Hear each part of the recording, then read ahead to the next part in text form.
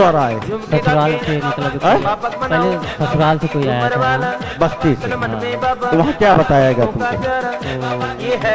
बताए थे, बताए यहाँ पे चले जाओ बाबा। हाँ, उनको क्या लाभ हुआ जिन्होंने भेजा तुमको? वो सही हो गई, पूरा पूरा सही हो गया। वो ठीक है, बिल्कुल ठीक। कब चले थे वहाँ? सुबह 4 बजे। सुबह 4 बजे चले। तो यहाँ आने में दिक्कतें आई तुम्हारे सामने? नहीं, हमारे सामने दिक्कत नहीं है, यहाँ हेरने में दिक्कत है। एकदम दिक्कत हुई, जबकि तो बाबा का खुला दरबार है तो खुला दरबार, लेकिन है यहाँ दिक्कत ये हुआ। जो हम क्रियाएं बताएंगे घर में करोगे, क्रियाएं आप अपने घर में करना, तो यहाँ आने की जरूरत नहीं पड़ेगी। आप अपने कर्मों से, अपने हाथों से, अपने विचारों से, अपने धर्मकांड से, क्योंकि तुम्हारे यहाँ के कुल देवी और कुल देवता नाराज, इस वजह से आपकी कोई भी पूजा होती है तो कार्य नहीं करते, क्योंकि जब तक कुल देवी और कुल देवता तुम्हारे घर के नहीं प्रसन्न होंगे तब तक आपको कोई लाभ नहीं होगा, क्योंकि वो कुल देवी और कुल देवता एक दीवार हैं। क्योंकि देवताओं ने कुल देवी और कुल देवताओं को हर घर में, हर वर्ग में एक नियुक्त किया है। और कुल देवी कुल देवता देवताओं ने ही होते हैं, चाहे वो ब्रह्मा हो, विष्णु हो, महेश हो, हनुमान जी हो, भगवान शंकर हो, नवग्रह महाराज हो, माता रानी मैया काली हो, दुर्गा हो, ठीक, यही कुल देवी कुल देवता होते हैं। जब ये प्रसन्न होंगे तभी आपका कार्य होगा। और रही प्रेत बाधा, जो अदर्श रूपी शक्तियाँ शरीर में हैं, नुकसान करती, जो दिखाई नहीं पड़ती हैं, विज्ञान इसे नहीं मानता, परंतु कहीं कहीं पर विज्ञान को भी मानना पड़ता है, क्योंकि खुली हुई दृष्टि से हम सूर्य के दर्शन करते हैं, और यदि अंधे हैं तो सूर्य का आभास करते हैं। सूर्य और चंद्रमा को देखकर भी लोग अनसुना करते हो, मानते नहीं, कहेंगे तो एक विज्ञान है। लेकिन सूर्य प्रत्यक्ष देवता है, चंद्रमा प्रत्यक्ष देवता है, वरुण देवता प्रत्यक्ष देवता, अग्नि देवता प्रत्यक्ष देवता, ये प्रत्यक्ष देवता है। नवग्रहों में राहु महाराज प्रत्यक्ष है, 90 डिग्री रोज जाते हैं, और किसी ग्रह को समय नहीं मिला, लेकिन राहु महाराज को 90 डिग्री मिला है। वो प्रतिदिन जो है पूरे विश्व में 90 मिनट के लिए मृत्युलोक में आते हैं। ठीक, हम आपको पर्चा देंगे, और उस पर्चे में जो भी क्रियाएं टिक लगा है वो घर में कर लेना। आपको यहाँ आने की जरूरत नहीं पड़ेगी, उसमें तमाम फोन नंबर हैं, उन नंबरों से संपर्क करना। कोई भी परेशानी, कोई दिक्कत हो तो बाबा की अनुकंपा से, माता रानी की कृपा से, हम तो किसी ठीक नहीं कर देंगे, ना हमारे हाथों में है। हम तुम्हारी तरह एक साधारण इंसान है, लेकिन आपको लाभ प्रत्यक्ष मिलेगा, भटकना नहीं पड़ेगा। और कभी भी कोई कार्य में कोई अगर पैसा मांगता हो तो तत्काल जो है किसी भी काल फोन पे कर देना, हमारे पास मैसेज, कोई पैसा नहीं पड़ता है यहाँ पर, कोई पैसा लगेगा ना, पूजा में भी तुम्हारा पैसा नहीं लगेगा। एक बालाजी दरबार की क्रियाएं हैं उनमें लगता है, मान लो दरख्वास्त है, अर्जी है, तो कामन क्रिया है, क्योंकि समाधि वाले बाबा ने कामन क्रिया बनाई थी। ठीक, साहित्य बताओ, सब भक्त बताओगे हमको, ये हनुमान चालीसा आई कैसे? ये 40 चौपाइयाँ आई हैं, ये कैसे आई? जी मुझे नहीं पता, जानकारी नहीं। मानस लगभग 510 वर्ष पुरानी मानस है जी, कि जो मानस गोस्वामी तुलसीदास ने लिखा। ऐसे कारण बने कि मानस कैसे आई जी, कारण ऐसे बना, गोस्वामी तुलसीदास पत्नी भक्त थे जी, गोस्वामी तुलसीदास पत्नी भक्त थे, और गोस्वामी तुलसीदास अपनी पत्नी को 1 मिनट छोड़ते नहीं, अगर ससुराल गए तो ससुराल साथ ही जाते थे, साथ आते थे जी। बहुत पत्नी थी उसकी। उसके बाद एक समय ऐसा आया कि पत्नी जब मैके चली गई और पत्नी रोक गई इनको कि तुम घर में रहोगे, हम चले आएंगे। इनको बर्दाश्त नहीं हुआ, बिल्कुल काल निशा छाई हुई थी, खूब बादल गरज रहे थे, खूब बरसात हो रही थी, हवन कुंड में और बरसात होते होते इतनी बरसात आई कि बाढ़ आ गई। जमुना नदी पार कर गांव जाना था इनको। तो जमुना नदी में एक चीत नाप का सर्प था जो धन्नी की तरह था। तो पत्नी के प्रेम में इतना ये विवश थे कि उस चीत सर्प के को पकड़ कर ये जमुना पार हो गए। इनको ये नहीं समझ में आया कि चीत सर्प है। वो चले गए ससुराल। जब मैं वहां पहुंचे ससुराल तो रात में 2 बजे जब किमाड़ा इन्होंने खुटखुटाया तो सभी सो रहे थे। सोने के बाद इकट्ठे जब उनके सास ससुर सब देखा, अरे कहीं इस समय इतनी बरसात में और कैसे पार किया, क्योंकि वहां पर तो कोई नाव वाला कोई था नहीं। तो बताया कि वो एक धन्नी पड़ी थी, उसी को पकड़ कर हम चले आए थे। उनके ससुर ने कहा कि वो धन्नी में तो चीत सर्प है। उसके बाद पत्नी को जगाया। पत्नी जो है प्रेम बस इनके ऊपर बिगड़ गई कि हम कहीं चले गए थे क्या, हम तो वापस आ जाते, तुम इतनी भरी बरसात में इस तरह आते। अगर इस तरह हमसे जितना प्रेम करते हो इसी तरह प्रभु से प्रेम करने लगो तो तुम्हारा जीवन संवर जाएगा।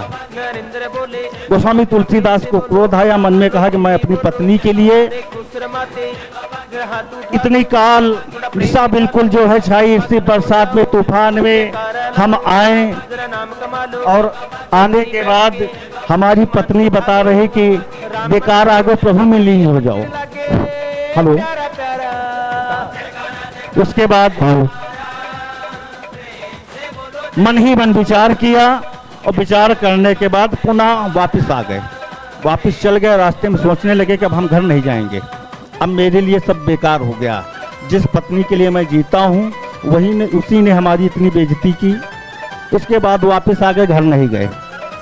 जो भी साथ में इनके कमंडल वगैरह था तो एक जंगल में स्नान करना बंद कर दिया, सब कुछ खाना पीना सब कुछ बंद कर दिया और केवल वो अपनी पत्नी को गाली दे रहे थे।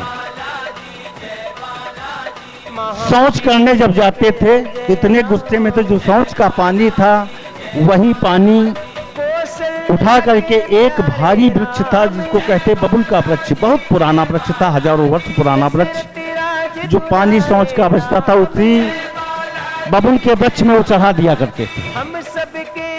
चढ़ाते चढ़ाते रोज का एक कार्य हो गया और 41वें दिन जब वो पानी चढ़ा,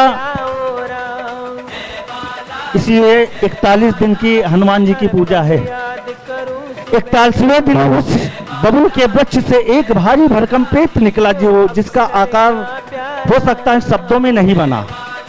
जब वो प्रेत मिल गया इनको तो कांपने लगे, अब क्या होगा।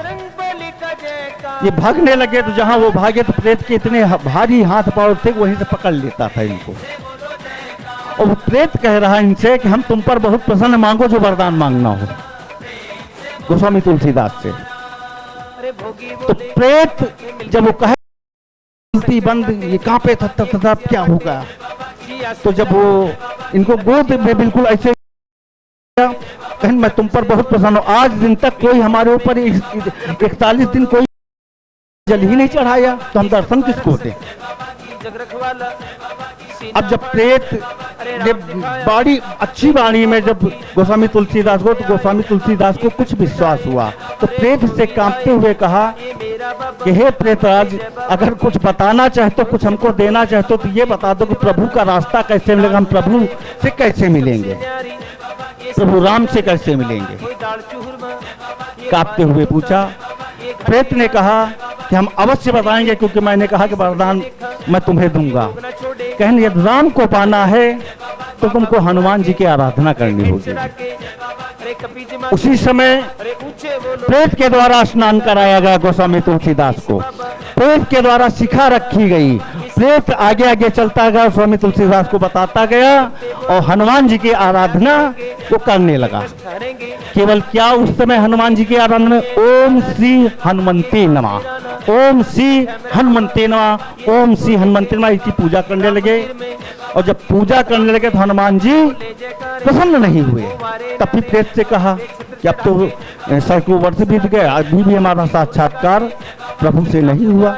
तो कहीं हनुमान जी जब ही मानेंगे जब प्रभु राम को आप स्मरण करेंगे। तो उस समय पर उस प्रेत के द्वारा श्री सीतापतिये नमः, श्री सीतापतिये नमः, श्री सीतापतिये नमः जब प्रभु राम की आराधना की तो हनुमान जी प्रकट हो गए। जब हनुमान जी प्रकट हो गए तो हनुमान जी से इन्होंने कहा कि अब प्रभु राम में हम लीन होना चाहते हैं, हम कैसे प्रभु में लीन हो, क्योंकि संस्कृत में सनातन अपना है, संस्कृत देववाणी है और कठिन मार्ग है। सभी संस्कृत शुद्ध उम्मीद भर बहुत कम लोग पढ़ते हैं, जो लोग दक्षिण भारत में है जो शुद्ध संस्कृत बोली जाती है, हम भी नहीं बोल पाएंगे, हम भी नहीं बोल पाएंगे, क्योंकि संस्कृत में एक शब्द आया, धन महान भगवत प्रदानम कामनी कीर्त वेल निवस्त तेजा अखंड मंडलाकारो राज रागिंदो वाली यथा, जो 14 लोकों के मालिक हैं, सब कुछ है। धन महान भगवत प्रदानम कामनी कीर्त वेल मस्त तेजा अखंड मंडलाकारो राज रागिंदो वाली यथा। उसके बाद हनुमान जी जब प्रसन्न हुए तो उन्होंने कहा, जो हमारे सामने प्रभु ने लीला खेली है, प्रभु ने अधर्म पर धर्म का ध्वजा फहराया है, आज हम तुमको वो दिखवाएंगे, बताएंगे कि मैं बोलता रहूंगा, आप लिखते रहना। उस जगह पर मानस लिखी गई, पूरी मानस हनुमान जी के द्वारा। हनुमान जी बोलते रहे, वो सब लिखते रहे। और वाल्मीकि रामायण में पहले से ही लिखा था सब कुछ, क्योंकि जब भगवान राम का जन्म नहीं हुआ, रावण का जन्म नहीं हुआ, तभी वाल्मीकि ने रामायण लिख डाली थी। वाल्मीकि की भी ये कहानी डकैत थे वो, लेकिन वाल्मीकि विज्ञान विशारद, सुख सनकादि शेष और सारद, वरण पवन सुत कीरत की आरती श्री रामायण जी की। वो जो विज्ञान वाल्मीकि ने लिखा है वही तो विज्ञान आज भी चल रहा है हमारे विश्व में, विज्ञान ही है। पहले नारद बताते, आज मोबाइल बताता है। पहले नारद पहुंचते थे तो नारद के द्वारा मोबाइल का आविष्कार हुआ।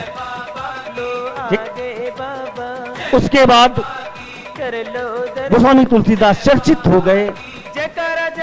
चर्चित होने के बाद लोग उनका उपहास भी करते थे, ये ब्रह्म समाज ही उपहास करता था उनको, क्योंकि घरेलू रामलीला घर के चदरों में टांग कर वो रामलीला खेलते थे, रामलीला का उपहास करते थे लोग, बहुत उपहास करते थे। जब उन्होंने जंगल पकड़ा, पकड़ने के बाद अकबर राजा था, अकबर शासक था, अकबर के पास 9 रत्न थे, 9 रत्नों में सबसे महान रत्न था बीरबल, जो ब्राह्मण था। उसके बाद गोस्वामी तुलसीदास भीख मांगते थे। एक निर्धारित समय था कि हमको 5 घरों में भीख मांगना है, 7 घरों में मांगना है, 3 घरों में मांगना है, मिलना है, मिलना नहीं, मांगते रहे। चलते चलते चलते एक रास्ते पे गैया मरी हुई पड़ी थी। जब गैया मरी हुई पड़ी थी तो गोस्वामी तुलसीदास ने देखा कि उसको तमाम जानवर उसको नोच रहे, तो ये मन में विचार आया कि हे प्रभु, इस गैया का ये हाल देखकर हमें बहुत दुख हो रहा, क्योंकि 33 करोड़ देवता रोमों रोमा में उपस्थित होते, आज इसका ये हाल हो रहा। हमारे पास इतनी ताकत नहीं कि इसको मैं जमीन में इस वसुंधरा में खोद कर गाड़ दूं, जो इसका अंतिम क्रिया हो जाए। ये सोचते रहे। उसके बाद उस गैया के पास खड़े हो गए और मस्तक पे सहलाने लगे, और जब मस्तक पे सहलाने लगे तो गैया जीवित हो गई। वो गाय माता जीवित हो गई, और जब जीवित हो गई तो यह चमत्कार प्रभु राम का, हनुमान जी का था। उन्होंने अपने आराध्य को, अपने इष्ट देव को नमन किया, प्रणाम किया, वो जीवित हो गई। जीवित होने के बाद फिर बढ़े, फिर दूसरा दिन आया तो एक गांव में, जो फतेहपुर के पास गांव था, उस गांव का नाम नहीं याद आ रहा, भिक्षा मांग रहे थे। भिक्षा मांगने के बाद पति पत्नी उस परिवार में 2 थे, जिसका नाम था रामकरण। फतेहपुर गांव की बात कर रहे हैं। रामकरण और सुखदेई उसकी पत्नी का नाम था। उसके बच्चे भी नहीं थे, बहुत ही गरीब परिवार था। उसके बाद उसका पति रामकरण खत्म हो गया, डेड बॉडी घर में पड़ी। गोस्वामी तुलसीदास भीख मांग रहे थे। भीख मांगने के बाद वो औरत अपने पति का शव छोड़कर वो आटा लेकर के आई और गोस्वामी तुलसीदास को भिक्षा दिया। भिक्षा देने के बाद गोस्वामी तुलसीदास के मुख से निकला, जाओ सदा सुहागिन रहो, सदा सुहागिन रहो। ये आशीर्वाद दे दिया। वो रोने लगी कि हे ब्राह्मण देवता, ये तुमने क्या किया? मेरे पति की लाश घर में पड़ी है, वो देखो, और आपने दे दिया सदा सुहागिन। कहीं ना पुत्री, हम क्या करें, हमारे मुख से जो निकला हम कर के दिया, तो ये तो सही बात है, ये तो असंभव। और बुड़कर देखी उस पत्नी तो उसका पति जीवित हो गया। ये प्रभु राम की, हनुमान जी की अनुकंपा थी। वो प्रेत की बताई हुई रास्ते पर चल रहा था, वो जीवित हो गया। ये चर्चाएं अकबर के दरबार पहुंची। जब ये चर्चाएं अकबर के दरबार पहुंची तो अकबर को बहुत खला, क्योंकि वहां पर गोस्वामी तुलसीदास के पीछे सब भीड़ ही चलने लगी। भीड़ चलती रही, भीड़ चलती रही, चर्चाएं केवल गोस्वामी तुलसीदास की होने लगी। अकबर को अच्छा नहीं लगा, अपने साले मियां खुसरू को भेजा कि जाओ उस ब्राह्मण को पकड़ कर लाओ।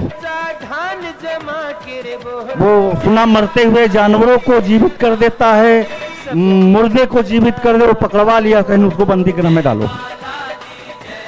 उसके बाद जब पकड़ कर लाए मियां खुसरू, तो अकबर ने कहा कि सुना तुम मुर्दे को जीवित कर देते हो। ने कहा ऐसा कुछ नहीं, ये सब प्रभु राम जाने, हनुमान जी जाने, हमको कुछ नहीं, तुम तो साधारण भीख मांगने वाले एक ब्राह्मण हैं। सफेद रंग का असुर था घोड़ा, और अकबर ने कहा आज तुम्हारी परीक्षा है, तुम सब जीवित कर देते हो, तो आज तुमको हमारे इस घोड़े को जीवित करना होगा। घोड़े का सर कलम करवा दिया और कहना अब इसको जीवित करो। अब अकबर के पास अहंकार, और अकबर राजा था, ये ठिठुक गए, ये सारी विद्या भूल गए। घोड़ा खत्म हो गया, मर गया। इसको बंदीगृह में गोस्वामी तुलसीदास को डाल दिया। अब गोस्वामी तुलसीदास को जब जेल में डाल दिया, बीतने के बाद जब वो पूजा करने लगे तो प्रभु राम आ गए कि तुम निराश क्यों हो? तो कहने प्रभु भी अकबर से हम कैसे बचेंगे, उसने तुमको डाल दिया। तो कहने तुम्हारे पास तो बहुत बड़ी औषधि है। एक समय आया था कि संजीवनी बूटी हनुमान जी हमारे लिए लाए थे सुखैन वैद्य को, वो सब उनके पास है। भगवान राम ने हनुमान चालीसा और बजरंग बाण वहीं पर बोलकर लिखाया, अपना नाम राम बाण नहीं लिखाया। हनुमान रक्षा कवच, प्रभु राम के द्वारा हनुमान चालीसा 40 चौपाइयां लिखाई गई हनुमान जी के विषय में। 40 चौपाइयां बजरंग बाण में, हनुमान अष्टक, ये प्रभु राम ने बैठकर उनके बंदी गृह में लिखवाया।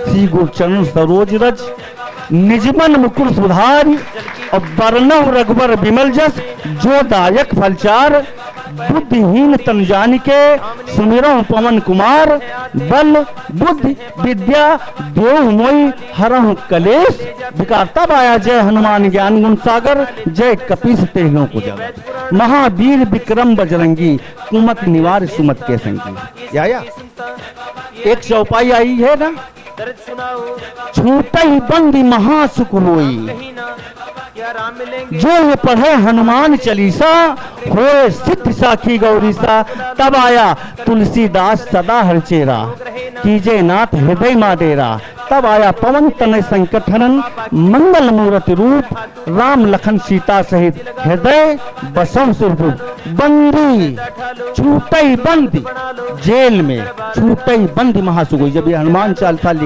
लिखने लगे हनुमान जी प्रभु राम के द्वारा, तो अब स्वप्न में भी, पहले तो स्वप्न शुरू हुए बंदरों का आक्रमण, जहाँ अकबर सोता था। स्वप्न के बाद जब हनुमान चालीसा लिखने लगे और एक शब्द आया, उठ उठ चलतो तो हाई पाई पर जोर मनाई, ओम चम चम चम चम चपल चलंता, ओम हन हन हन हनुमंता, ओम हंक हंक हाथ देत कप चंचल, ओम सम सम शाम पराने कल्लल। अपने जन को तुल तो बारो, सुमेत होए आनंद हमारो, यह बजरंग बाण जो जापे तासो भूत प्रेत सब कापे। यही तो है। जब हनुमान चालीसा लिख गई, बजरंग बाण लिख गया, तो अकबर को खाने में बंदर, पानी में बंदर, जो उनका सिंहासन था उसमें बंदर, सब बंदर ही बंदर, लाखों बंदर अकबर को घेरे हुए 24 घंटे, हर सेकंड हर मिनट। केवल अकबर के पास ना भूख ना प्यास, कुछ नहीं, पागल हो गया था। अब जब ये आफत होने लगी तो अकबर ने कहा कि अब इसका समाधान कैसे हो।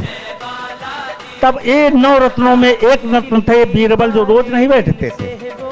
बीरबल को बुलाया गया, बीरबल से ये पूछा गया कि अब ये बताओ कि ये बंदरों का आक्रमण कैसे रोका जाए, ये तो हमको जो न जीने नहीं दे रहे हैं, इतने बड़े शासक हम, सभी पर हम कब्जा कर चुके हैं, बंदरों से हम तो हार चुके हैं। तब बीरबल ने कहा कि तुमने एक ऐसे ब्राह्मण को, ऐसे ब्राह्मण को तुमने अपने बंदी गृह में बंद रखा, जब तक उसको छोड़ोगे नहीं, जब तक उससे क्षमा याचना नहीं मांगोगे, तब तक इससे छुटकारा नहीं होगा। तब अकबर अपने दल बल के साथ उस बंदी गृह में गया और गोस्वामी तुलसीदास के चरणों में गिर गया और क्षमा याचना मांगी। तब जो है अकबर को जब क्षमा मिली तो अकबर ने गोस्वामी तुलसीदास के लिए एक स्थान निर्धारित कर दिया गया था, क्योंकि हनुमान चालीसा, बजरंग बाण, हनुमान अष्टक अकबर भी पढ़ने लगा था। और जब पढ़ने लगा तो अकबर अकबर हो गया। फिर अकबर जैसा शासक में, जैसा अकबर धर्म को उस जगह मानता था जैसे मंदिर मस्जिद तो तोड़वा देता था, यहाँ पर उसको समझ में आता था कि नहीं यहाँ शक्ति है, तो वो मंदिर का निर्माण कराता था, मस्जिद का निर्माण कराता था। और जहाँ नहीं समझ में आता वो खुदवा देता था, क्योंकि वो कब्रों को नहीं मानता था। इसी तरह ज्वाला देवी की कहानी अकबर से जानी गई। सोने का छत तो आज भी जो है बिल्कुल कोयले की तरह पड़ा है, ये अकबर।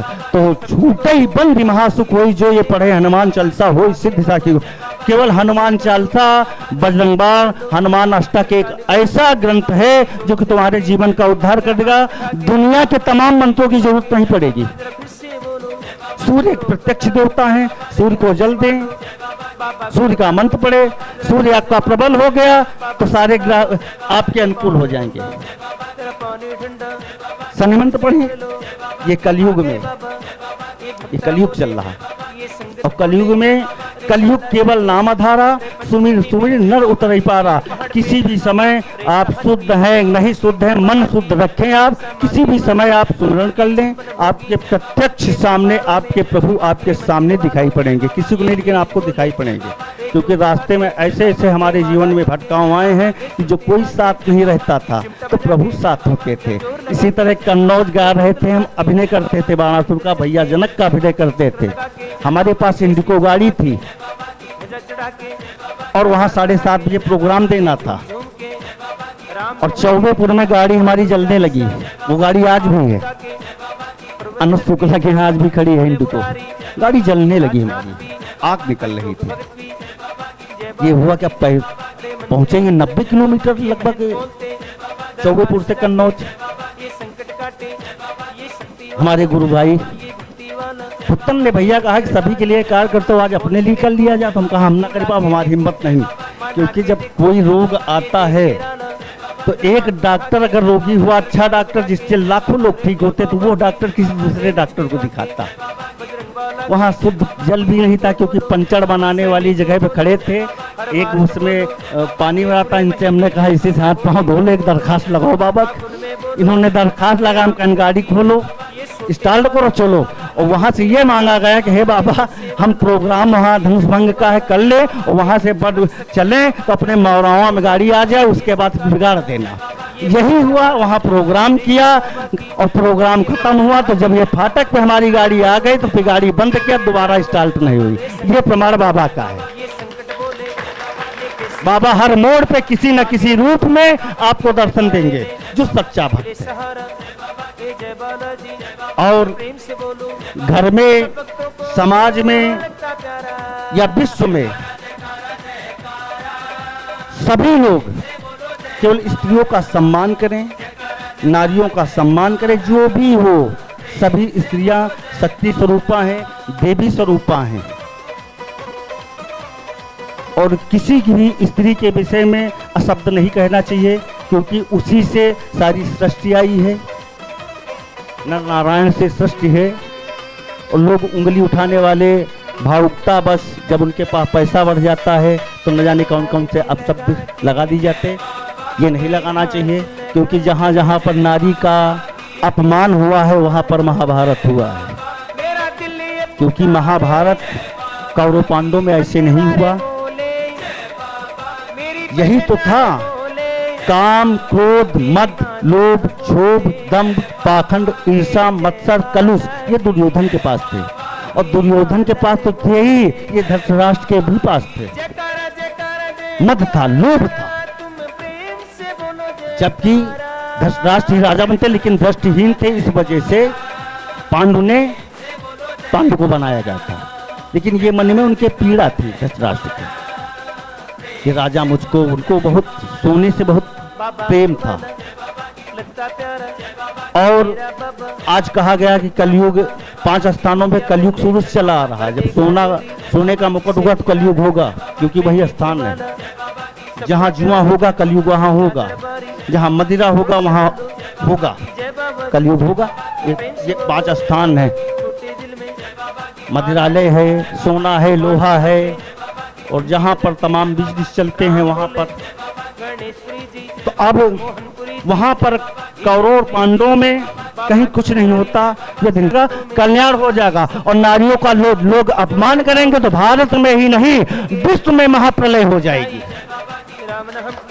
नारी चाहे जैसी हो, नारी पूजने की योग्य है। भगवान कृष्ण ने अपना नाम दिया नारियों में।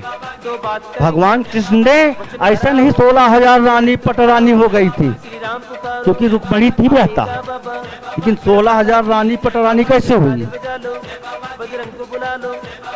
जिस भारत देश में, जिस अवध में भगवान राम ने सबरी का सम्मान किया, अहिल्या का सम्मान किया, ये वानर बोले, हर कोई बोले, अनुसुईया तो सब नामी ग्रामी थी, उनका सम्मान किया। निषाद की पत्नी का सम्मान किया, गीतराज जटायु का सम्मान किया,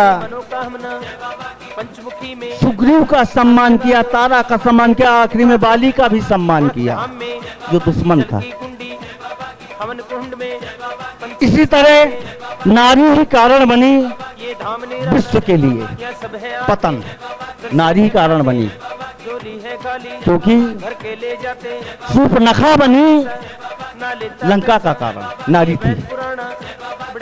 शूर्पणखा का एक नाम था चंद्रलेखा, बहुत सुंदर थी वो। शूर्पणखा प्रभावित हो गई दोनों भाइयों पर। यदि भगवान राम होते तो क्या नाक कान काटते? नहीं काटते, क्योंकि वो अमृत और विष को एक साथ पान करते थे। लेकिन शेषावतारी के पास विष बहुत था। जब वो पीछे पड़ गए कि चलो तुम्हारे साथ करो, तुम विषधारी रहे हैं। विषधारी किसी का दोस्त नहीं हो सकता, विषधारी विषधारी हो सकता है। क्रोध में लक्ष्मण आकर के शूर्पणखा के नाक और कान काट दिया। नहीं काटते तो ये रावण का भी उद्धार भी नहीं होता। नारी ही कारण बनी। अरे नाक कान नहीं काटते यार, बता देते कि भैया आप बिजी हैं, फिर जब समय मिले तो मिल जाएंगे। लेकिन नाक कान काट दिया, आधार बन गई। सीता जी का आधार बना मायावी सीता, माया रूपी सीता का रावण के द्वारा हरण हुआ, कारण बना। इतना कारण बना कि त्रेता में राम और रावण की पहचान बन गई। हित में भगवान राम आए। हित बहुत लोगों का था, ऐसा नहीं कि केवल रावण के लिए आए थे। केवट के लिए आए, निषाद के लिए आए, संपाति के लिए आए, जटायु के लिए आए, विभीषण के लिए आए। सबसे सबरी के लिए आए। और जो हरि का जन था, ब्राह्मण, क्षत्रिय, वैश्य, शूद्र को स्थान कहाँ दिया गया? चरणों में कहा हरिजन। ये भगवान राम ने दिया था। जो शूद्र थे उनको यहाँ स्थान दे दिया गया था। कहीं ऐसा स्थान हम तुमको देंगे कि जो तुम पूजने योग्य होगे। ब्राह्मण, क्षत्रिय, वैश्य, शूद्र, स्थान जो दिया चरणों में दिया। और ये भी वरदान दिया, तुम हरिजन हो, लोग तुमको पूजेंगे। यदि किसी के पैर छूते हो तो किसको छूते हो? हरिजन को। भगवान राम ने वो अवधा दिया, अपने चरणों में जगह दी थी। बोलने वाले चपाइयों का अध्यात्म नहीं करते, बता दिया ढोल गवाण शूद्र पशुनारी सकल ताड़ना के अधिकारी। लेकिन अर्थ ये नहीं, अर्थ ये है कि वो हरिजन है। देवताओं ने उनको उच्च कोटि का स्थान दिया। देखा होगा भगवान राम का जो ये चित्र लगा है, तो देखा होगा प्रभु राम यहाँ पर ऐसे बैठे, क्या देख रहे हैं? जहाँ हरिजन का, यहाँ हरिजन को दिया गया उस स्थान को, उस अंगूठे को देख रहे हैं, जहाँ से पूरे विश्व का नहीं 14 लोगों का उद्धार होता है भगवान राम के अंगूठों से। तो वही तो देख रहे हैं। ये देखो हनुमान जी अंगूठा देख रहे हैं। हरिजन, इतनी बड़ी नारी समुदाय का जब हनन हुआ तो रावण जैसे नहीं रहे, तो आज के क्या रहेंगे? ये भारत में ही नहीं, अगर नारियों का अपमान इसी तरह होता रहा तो पूरे विश्व में प्रलय आ जाएगी। इसी तरह सुनामी आएगी, ऐसे ऐसी बरसात होंगे, ऐसे ऐसे बादल फट रहे हैं, कोई विनाश हो रहा है, क्योंकि नारियों का अपमान। नारी से ही नर समाज समुदाय आया है, और नारी को अपमानित करोगे आप? नारी को अपमान करने के लिए पुरुष ही बना है। पुरुष अपमानित कर देता, नहीं करना चाहिए। सब देवताओं ने नर नारायण साथ में आए। भोलेनाथ का अर्धनारीश्वर कैसे आए? कोई कहता है कि अंडा आया पहले कि मुर्गी आई। मुर्गी आई तो अंडा कैसे आया, ये तो कहते हैं। लेकिन उत्पत्ति तो दोनों साथ में हुई, जब एक ही शरीर में अर्धनारीश्वर भोलेनाथ, माता रानी, तो सब उसी में तो है। अब उसी से अंडा समझ लो आया है, या आकार आया, क्या आया? नहीं, लोग कहते हैं कि मुर्गी आई, अंडा है, तो कहीं अंडा हुआ, तो कहीं अंडा कहाँ से आवा? तो दोनों एक दूसरे के पूरक हैं, इसी से सृष्टि चलती है। कोई कहता ऐसा नहीं, ऐसा लड़का खराब होगा, पहले खर्च कर दिया तो ये होगा। सब ये सब जब आदमी का वो बढ़ता है, ऐश्वर्य बढ़ता, तो इसी तरह वक्तव्य होते हैं। जबकि सनातन इसकी छूट नहीं देता है कि किसी के ऊपर उंगली उठाओ। यदि हमें भगवत गीता कहने तो हम भगवत गीता की बात करें, हम मानस की बात करें, हम अपने ग्रंथों की बात करें, हम बाबा की बात करें, हम अपने गुरु की बात करें। हमको किसी के नारी के ऊपर, किसी परिवार के ऊपर उठाने के लिए सनातन कभी किसी को उंगली का आदेश नहीं देता कि उठा करके हम किसी का अपमानित करें। ये करना नहीं चाहिए। और छोटी सी बात, यदि मेरे मुखारबिंद से किसी को पीड़ा पहुंची हो तो हम क्षमा याचना करते हैं, क्योंकि हम भक्त तो नहीं, लेकिन भक्त बनना चाहते हैं, भक्त बनाना चाहते हैं। भक्त की हमें परिभाषा आती नहीं। यदि तुम्हें पूजा करनी है, पाठ करनी है, पूजा पाठ करना, तो किसी पूछने की जरूरत नहीं है। अपने घर के कुल देवी कुल देवता की पूजा करें, जो सनातन हमारा बोलता है। क्योंकि कहा गया है कि देवी के दर्शन पाने हित, देवी के दर्शन पाने हित मानव शरीर से कहना क्या, देवी वरदात्री होती है, वरदान अवश्य देगी। ध्यान अवस्था लगा जरा तो दर्शन देगी माँ जगजननी, और ध्यान मध्य जो हटे जरा तो बलिदान तुम्हारा ही लेगी। अपने कर से अपनी इज्जत स्वयं चाहते खोना क्या, देवी के दर्शन पाने हित मानव शरीर से कहना क्या। धर्म के मार्ग पे किसी से पूछने की जरूरत नहीं, किसी गुरु की जरूरत नहीं। मन में आया कि आज हमको ओम नमः शिवाय पढ़ना तो नमः शिवाय पढ़ो, हमको भगवान विष्णु की आराधना करना तो ओम श्री विष्णु नमः पढ़े, हमको मैया लक्ष्मी का मंत्र पढ़ना तो हम पढ़ ले। इसमें 24 घंटे इसका कोई समय नहीं है। मैया लक्ष्मी प्रसन्न करना है तो मंत्र बोले, महालक्ष्मी नमस्तुभ्यम नमस्तुभ्यम सुरेश्वरी हरिप्रिय नमस्तुभ्यम नमस्तुभ्यम दयानिधि। और धर्म को यदि बचाना है, प्रभु को याद करना है, तो एक भगवत गीता में है, हम पूर्ण चौपाई नहीं बोलेंगे, हाफ बोलेंगे। यदा यदा ही धर्मस्य ग्लानि भवत भारत अभ्युत्थानाम धर्मस्य तदात्मान सजाम में हम। प्रभु को याद करो, अपनी भक्ति करते रहो, रास्ता बनते चले जाएंगे। अब रास्ता आपको चुनना है कि हमको कांटों भरे मार्ग से जाना है या फूलों के मार्ग से जाना है। चौराहा, 6 राहा, 8 राहा, 2 राहा आपको मिलेंगे, चुनना आपको है कि किस रोड से मैं जाऊं तो मुझे सफलता मिल जाए। ये तुम्हारे पास है, क्योंकि हम जिस युग में जिन्हें इतना अच्छा युग कभी आएगा नहीं, चाहे वो सतयुग हो, त्रेता हो, द्वापर हो, कलयुग से अच्छा युग नहीं। कलयुग जैसा राजा और शासक नहीं होगा, क्योंकि कलयुग केवल नाम आधारा, सुमिर सुमिर नर उतरे पारा।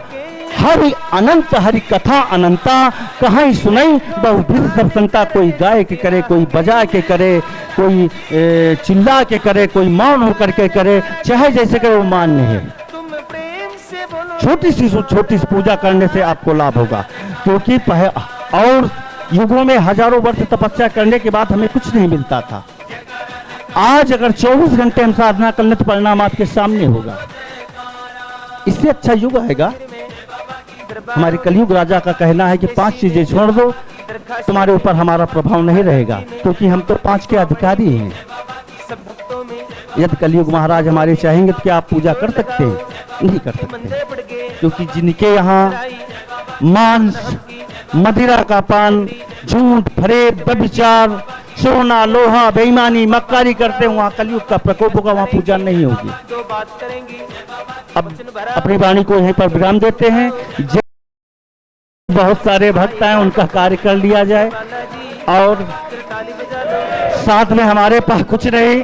अगर ये भक्त जानते हो कि ये गुरु जी हमारे ऊपर हाथ रख देंगे तो ठीक हो जाएंगे, तो ऐसा कुछ नहीं। संकट का कार्य बाबा जी करेंगे, हनुमान जी महाराज करेंगे, प्रभु राम करेंगे, ये देव शक्तियाँ करेंगी, हमारे गुरु महाराज करेंगे, समाधि वाले बाबा करेंगे, भैरव बाबा हैं, प्रेतराज हैं, दीवान सरकार हैं, कोतवाल कप्तान माँ काली हैं, माँ भगवती, मैया गंगा, ये उनका उद्धार करेंगे, तुम्हारी पेट बाधाओं को काटेंगी। और साथ में अपनी अपनी बीमारी का परामर्श डॉक्टर से लेते रहना। कोई अपनी दवाई न बंद करे, डॉक्टर से सलाह जरूर लेते रहें, क्योंकि हम किसी को नहीं ठीक कर पाएंगे। अगर ठीक करें तो सबसे पहले हम अपने आप को ठीक कर लें। ठीक, हम किसी को धन दौलत कुछ नहीं दे सकते, न किसी को इज्जत दे सकते, न किसी को किस दे सकते। हम एक अंतरात्मा जो पता नहीं क्या बोलती है, अंतरात्मा बोलती, वो करवाते हैं, तो लोग कहते हैं कि हो जाता, पता नहीं होता है कि हमसे झूठ बोलते, हमको ज्ञान नहीं। जय बाबा की। ओम श्री सीताय पतये नमः। ओम श्री सीताय पतये नमः। ओम श्री सीताय पतये नमः। बाबा को बुला लो, करके चुमन कर, ऐसा रोग रहे ना, क्या आने वाला निरोग मिलेगा। बाबा की दीवानो, जरा हाथ उठा लो।